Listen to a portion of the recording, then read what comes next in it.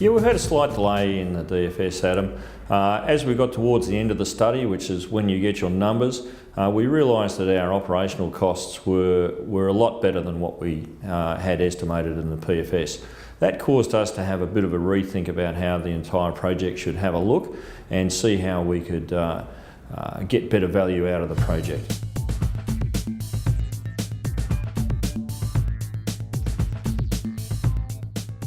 The operating costs have come down across the board. There's been no standout, but we've had small savings in many areas. Mining costs have come down a little bit. We've seen some good savings in consumables with the updated metallurgical test work.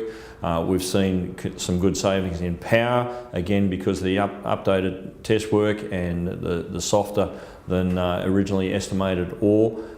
We've seen benefits on labour costs because a high percentage of our workforce will actually either work to work or catch a bus, and that flows through considerable savings when compared to other operations.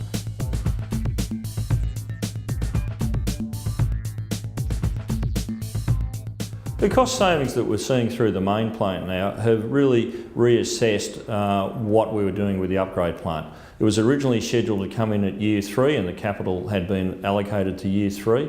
The cost savings that we're seeing through the main plant now mean we probably don't need to do that. So we'll look at taking that out, streamlining the flow sheet, feeding that ore in later on to give a more robust schedule. And with the upgrade plant, we still have the potential to bring that in later on if we want. We're just not carrying costs now.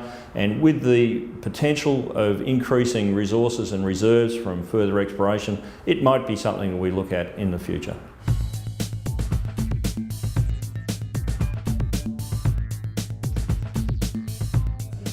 Financing is going very well. We've appointed the debt advisors as we've previously released. We've appointed independent technical experts who review the project for the banks and other financing parties. That is proceeding well. And we look forward to some positive outcomes in that. But most parties are still sitting there waiting for the DFS to come out, and that'll be happening in the near term.